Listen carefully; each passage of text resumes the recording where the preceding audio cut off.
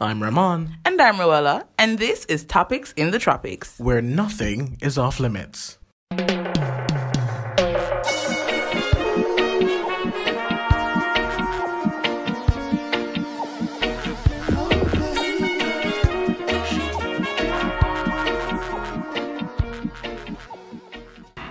Alright, so there's a video making its rounds on social media with a little girl. She isn't more than about 6 or 7. You're being very generous. Really, because she's so small, and she's talking about the sexual acts that her mom and dad perform on each other. And there's an adult recording the video, laughing, spurring her on. And I'm really taken aback by that, because I'm saying at that age, if she can be so descriptive and if she can be so enthusiastic as well, about talking about sex in that way, and an adult finds it amusing, that's very unsettling to me. What say you? One of the things that I found very disturbing was not only the fact that the person recorded the video, because I'm pretty sure with that, if we dig back in our parents' archives, we're going to find something very lewd and crude and crass that we probably said when we were younger. I had a problem with the person thinking it okay to post the video, because this video is going to be online forever now, and this girl is going to be known as the little 7-year-old that knows more about cocky than me at 19 years old. Right. So, and the thing is, when she grows up, will this be her identity, or will some rehabilitation take place, and she'll grow into what we call a nice young lady, quote unquote? Or is she going to grow up and be the type of individual who is okay with this sort of thing? Will she be okay with this being a part of her, social transcript? Why did you think the person thought it okay to share it in the first place, though? The individual who recorded the video, I believe that person shared it out of amusement. Mm-hmm. I believe it's making rounds, however, out of disgust. Before we get there, why do you think the person found it amusing? Because if I'm going to take us to another culture, if we were in America and somebody posted this video and this little girl was saying this, then I'm pretty sure it would be on ABC and everybody would be like, what the fuck is this? I was going to get at that, because I was going to say, I honestly do feel like it is a class issue. I don't think it's a class issue as much as it is just a culture issue, because I think that Jamaican culture is kind of inherently raunchy. I don't want to say lewd because that's heavy. Yes, I understand that. But where do we draw the line? Where is there? First of all, if there was any line, it has been crossed. Well, definitely. That's why I'm saying. Let us establish that. Yeah. If there was any line, it's been crossed. Yeah. But as you mentioned, we do have a very, raw culture. Yeah. However, that culture an excuse for the child? No, it is not. Right. Because you have children who grow up in this culture, mm-hmm. and they don't display these behaviors, at mm-hmm. least not in this way. Not at 7 fucking years old. And not at 7 years old, right? Yeah. You have children who, when they hear this, Mommy, you hear what that little girl say? Yeah. Because they know it's not right. They know that at that age, they shouldn't even have visuals of we can start having the conversations about sex from a very young age, but no child should be talking about fellatio. Exactly. And giving us visual representation. Exactly, because she's showing you what her dad does, and she's showing you what her mom does. And mm-hmm. I'm just saying, is it a case where, they're being careless, or is it a case where she was just being prime, as we'd say? Is it a case where, Yeah, that's what I want to know. How would this little girl see it in the first place? Right, and I'm wondering, is it something that is happening all the time, or is it just a one-off thing? Mm-hmm. Right? Is it something that she's seen many times, or is it, she catch them one time and now it's stuck with her? Yeah, what do you think the consequences of this video will be for the girl? Not even, before we even get to that, what do you think the consequences will be to her, the girl? Unless, because from the video, we can see that the adult here is amused. Yeah. Unless she's given the understanding that what happened is unacceptable. Unless she establishes that, listen, wow, this is wrong. Unless she's reprimanded, then, you know, she isn't going to think anything of it. She's going to marvel in the attention that she's getting. I think there needs to be an active conversation with the child, because it doesn't see her mother and her father doing the dirty already. But they need to say, listen, this is not necessarily a bad thing, but Riri, Titi, Mele, Lele, this is reserved for mommy and daddy, and it's not appropriate for you to be, you know, sucking off your finger and licking your hand middle. We also need to have a conversation with the parents. Most definitely. Do you think we need to have a conversation on a wider scale? Like, sex education in Jamaica is abstinence, really. Yes, and sex education in Jamaica is not... sex education in Jamaica isn't sex education in the truest meaning of the word. And so you go to school and you learn about your reproductive organs, and, you know, you learn about the consequences of sex, and it stops there. You don't learn about, okay, you know, how am I supposed to handle saying this to even my younger siblings? How am I going to have a conversation with my peers, with my mom? Nobody's teaching you how to handle sex outside of the act itself. Do you think that this culture of not wanting to talk about it has encouraged promiscuity? Because Jamaicans, especially our boys, and I don't want to pick out our boys in particular, but from we reach 11 years old, we're talking about how much girls we screw, and we know damn well we never see a vagina yet. But why is sex so fascinating, right? Is it because it's so taboo that it's become so fascinating? You know, I do think so, because if you should discuss sex in a religious way, you'll find that it loses that fascination that it has. It doesn't have fascination to begin with, because the pastors will say, absolute fornication, fire, brimstone. You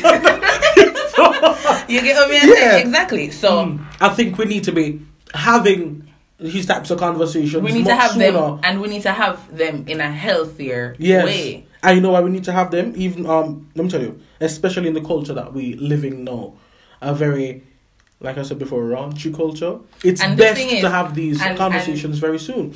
Sex is evolving. Yeah. Sex really is evolving. The idea of sex as well. Exactly. Sexuality even. And so the sooner we're able to establish what is sex, or what are the basics of sex, you know, what are the rules then, quote unquote, governing sex. As soon as we're able to establish that in a healthy way within our young people, the easier it would be much easier for us then, you know, to have healthier sex conversations when we are 19, 20, and so that when those adolescents become parents, they know exactly how to handle the conversation of sex with their children. They know exactly how to handle sex in itself, so that your children don't catch you doing it. And and even if they catch you doing it, they know how to handle it. Exactly, they will. Yeah. I mean, you can never be really... Well, to be fair, but still... You understand what I'm saying. Yeah. Yes, but I feel like the sooner we start to have healthy conversations surrounding sex, the sooner we'll have adults equipped to train our children, or to guide our children in what is healthy sex, what is a healthy sexual conversation. And at that point, it will open up many more doors, because then you know the difference between, you know, sex and abuse. Right. You know the difference between rape, sexual assault, all of those things. You understand? All those things will come easier if we're able to establish the healthy conversation from where, you know, even 10 years old. Because by the time you get to a certain age, you'd have had a certain level of exposure, and so we need to groom that exposure, basically. But how do we go about doing that? Because for a culture that's so sexual, we're kind of sort of very conservative as well. It's a paradox that I've never understood. Because we love to talk about skin out my pum pum, but yet still when your daughter comes to you and say, Mom, you know that I kind of want to have sex with you. You hear, what? Exactly. Why? You want man? You think that big man? And no, that cannot be it. Right. And it has to, that's why I'm saying to you, it has to start at such a young age. Yeah. So that when we get to parenthood, we can say, all right, when I was this age, I was able to learn this and learn that know right from wrong. So now I know how exactly to guide my children in the right way. Yeah, we have to be willing to facilitate healthy conversations about sex. And I think that the church should also take an active part as well. Because many Jamaicans are Christians. I hope I'm not. That's fine. Yeah, many Jamaicans are Christians. And when you go to most churches, we hold the Christian faith. Yeah. So when we go to most churches, they're like, abstinence. And then the way of teaching needs to evolve. Get married. And they're not saying that's not the reality. You, exactly. Right. Perfect. They're not saying to you that, listen, this isn't going to be the case all the time. This obviously is the ideal. However, it is human nature to stray from the ideal. Absolutely. And I feel like these conversations, when it comes to the different institutions, during, let's say, an educational institution, and I'm speaking generally now, educational institutions, starting from high school, need to revisit exactly how we educate individuals on sex. Right? Because when I went to Manchester, I never once had a health and family life class that spoke to me about sex. We had a class showing us how to use condoms and the genitalia. All of that. But we never had a real conversation about sex and the ramifications of sex, if there are any, and how to handle it psychologically and all those things. Exactly. And there is no... The government doesn't offer enough training for parents to speak to their children and say, all right then. Because the thing is, you can't expect somebody to be a parent and not show them how to be parents. Exactly. Because if you want there to be any real change, you can't have persons repeating the mistakes of their parents. Exactly. And so intervention there needs to be intervention. And the thing is, the mothers go to the 6-week clinic and you go and you get your shot straight up until about 6 years old or something like that. When the mother goes to that final appointment for vaccination for her child, I feel like it can start there. Mom, has your child been exposed to Ray? Because this is when the child is literally absorbing everything around them. And so when the mother goes for that final vaccination, because that's physical health right there. Absolutely. However, the child has a mind. And so we need to start focusing on the psyche of the child. And so we need to say, Mom, what's going on at home? What's going on in the home environment? How is school for the child? And we start there. We take it from there. Psychologists, psychiatrists can they need to start being integrated much earlier than, my daughter is 16 and wants to kill herself, let me take her to therapy. We need mental health professionals to intervene as early as possible. Like, really, because this child, this opinion had even left primary school and hear what she has said. Right. We need to the government is always, feed the children fruits and vegetables, make sure so them get 8 hours of rest, carry them to the dentist, but my child has a mind. Yeah. And that's how do we protect the child's mind? Exactly. We understand our physical health, but how do we go about protecting the child's mind? Mental health. So this leads us to a completely different conversation about mental health now. We understand that what the girl was saying was wrong. We understand the implications, and we've suggested some ways that they can remedy this issue. Yeah. But we've started to segue into a conversation about mental health in Jamaica. Yes, it really does. This issue that we've touched on today really does stem from poor. How do I put it? It stems from us not understanding what the mind really is and not understanding how the mind really works and how things affect the way the mind works. Absolutely.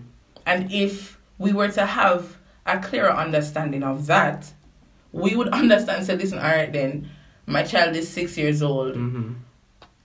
things that I do know will stick with my child until she's 60. Mm-hmm. And I think we need to clarify, since we're going into this conversation, when we're talking about mental health, we're not only talking about mental illnesses. Yeah, mental health also has to do with premature exposure to something you're not supposed to be exposed to. Exactly. So I think it's important to give that context. Yeah. Mm-hmm. We're not necessarily speaking of the anxiety, the depression, the bipolar disorder. No, we're talking about the fact that the forced rapidness of the mental situation. Right. Yes. Exactly. We just as how you need to have a balanced diet, to keep up your body. You need to balance your diet to keep up your mind, and it's the responsibility of parents to monitor the diet of their children. Oh, but remember, some people listening to this now, they're saying, well, the parents can't hide the children from everything, so how are we going to do this? No, the parents can't hide the children from everything. However, in this context, it's the parents who introduced her to this. Beautiful. The outside world I hope that's clear, cynics. Exactly. Yeah. The outside world is not to blame for what's happening right now. The parents are to blame. Absolutely agree. And I am glad you touched on that, because many times bad parents use that as a crutch. All right, let me go even further. Some persons will say it's not the parents that are to be blamed, it's the environment. Yeah. And that's what I'm saying to you, that individuals use that as a crutch so that parents can say, all right, then me I try my best with my pitney and see my pitney go to the road go learn this. When in fact, the pitney never go to the road go learn that. You're the one who introduced that to the child. Right. And I think we need to stray away from that idea that, all right, then, no matter what me do a yard, my pitney still go out there, go get exposed to that ray. This is why I'm saying to you, we need to have more mental health professionals stepping in earlier to let the parents know that you should try every single thing in your power to raise up your child in the way he should be. You understand? Just to ensure that your child remains a child. Exactly. Until they're ready to progress. You cannot just say, oh, it didn't make no sense me tell John this because John go to school, John go take taxi and hear this and No, you are the one who should teach John about all these things so that when him go out, him knows, all right then, me not for do that, me for do that. He knows how to act. Yeah. Because I remember I had said to you before we started recording, Ramon, that this little girl is gonna go to school. Oh, yeah. That is where the problem is. And some of the teachers even. Exactly. That's how the problem there right now. Because she go to school and talk about that to her friend them. And me, we raise my pitney so good. You understand? Me, we ensure that my pitney understand values and morals. My pitney go get exposed to that with fear parents them. Decide to them want she. So it's a domino effect. Exactly. That is it. It does start from the home. So to be socially responsible, we have to first be individually responsible and recognize that everything we do has a consequence. Exactly. Every cause has an effect. And if you're not monitoring the cause, there's no way you're able to manage the effect. Absolutely. Because you are at 6 and 7 years old, the outside world is not responsible for what your child is doing. How soon are we going to have these conversations? Right now. Yeah, no, like when I'm going to start having with children. With our children, when do you think we should start having these conversations? I feel like the sooner the better. I feel like at about your child leaves kindergarten and starts grade 1 at about 6 years old, and I feel like that is really the turning point. Absolutely. Because I remember, and I don't mean to be, extrinsic, but I remember. When I touched grade 1, I felt so big. Same. Minute they catering again, feel girl, so big. Girl, exactly. Yeah. No more rest time. Oh, yes. Listen. Oh, yeah. Exactly. Independent lady. That is what I was getting at. At 6 years old, you feel like you've established some independence. You understand, and now you feel like you should take some responsibility for certain aspects of things. And that is when you should start having the conversations, start letting your children know that, listen, prioritize, your mental health. You should let your child know that, listen, this is what sex is, but it's only for mommy and daddy, It's only when you're an adult. Right. And you should also, and I feel like enough parents aren't doing this. You should let your children know that what I say to you now, you're going to go there and see it in so many other ways. You're not going to go, when you go into the world, you're not going to see just mommy and daddy having sex. You're going to see persons who are strangers. You're going to learn about so many different things. But I'm letting you know that this is the way it should happen. So in conclusion, now, what are we saying? We are saying that at 6 and 7 years old, the exposure to sex should not be first hand. Absolutely. Bingy-lingy, please. Bingy-lingy rascal-ling. Right. Yeah. It should not be first hand. It should be palatable and appropriate to who we're speaking to. It should be child friendly. Absolutely. Because at 6 and 7 years old is when they start take the taxi, you know. And they're going to see these things and they should be able to say, okay, mommy taught me about this. Oh, me know what that. Mommy tell me about that. I won't have to go and ask that strange man what that is. So we should be responsible for helping our children grow, helping them develop, helping them understand concepts so they don't go out confused and try to find them from persons they have no business talking to. Amen. And that now, when that is missing, what will happen is the child comes home or the child comes to you or goes to auntie and says, oh, me see the man pan TV and fuck out the woman hole. Yeah, we don't need that. We don't need that. No. And that won't be amusing to you at that point. Nope. It will not be amusing because you have tried your best to ensure that your child knows that, listen, this is this and that is that. And the individual who was recording the video earlier, that there's somebody that need to know, say, listen, this is in no way funny. Yeah, absolutely. None of this is funny. And I would absolutely hate if the mom and the dad don't see a problem with this. I would hate that. I think everyone would hate that. Yeah. If mommy and daddy don't see a problem with this. We need to ensure that our children have a healthy understanding of what sex is. We, as adults, have that responsibility. Absolutely. And we need to make sure, say, we not find it funny when they're confused or misled. Absolutely. Yeah. That was a very good conversation. Yes, it was. And that was our first episode. It's nice, though. Yeah, boy. So, this is Topics in the Tropics. Amen. I'm Ramon. I'm Roella. And join us next time.